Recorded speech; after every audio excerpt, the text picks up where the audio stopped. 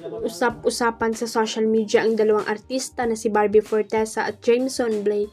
Ito ay matapos mag-viral ang isang picture na kung saan ay makikitang magka-holding hands ang dalawa, habang may isang chikiting ang very obvious na nagpa-picture sa kanila.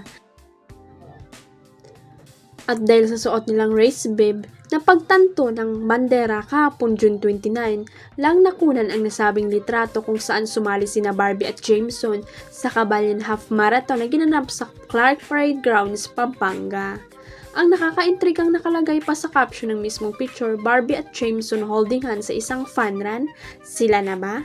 May nakasingit pang screenshot na tila post ng isang netizen na ang sabi naman ay hala, nakikita nyo ba nakikita ko shock face emoji? Ayoko na lang mag-talk kung saan masaya.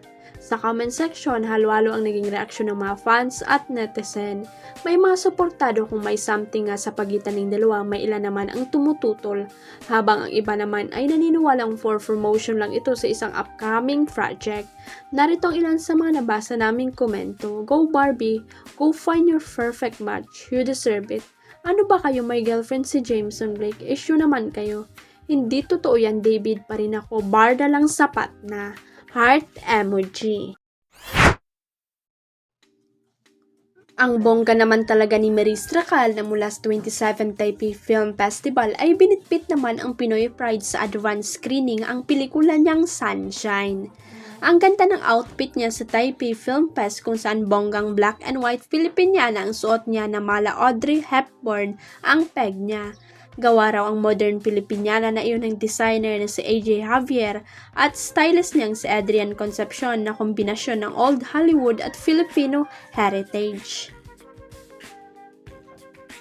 Pero ang isa pang bongga ay ang outfit din niya na modern Filipiniana rin na may pagka-sporty sa advanced screeningan nito.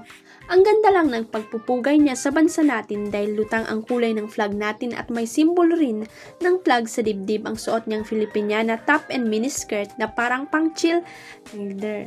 Napuri nga ang suot niya dahil ang ganda at pwedeng-pwede raw iyon pang national outfit ng mga atleta. Anyway, naiyak naman si Maris sa suporta sa kanila ng direktor ng pelikula niya na si Antoinette Chaduan. Winner talaga si Maris pagkatapos ng mga pinagdaanan niyang intriga. Huwag kalimutang i-click ang subscribe button at i-ring ang notification bell para sa latest at legit chika updates.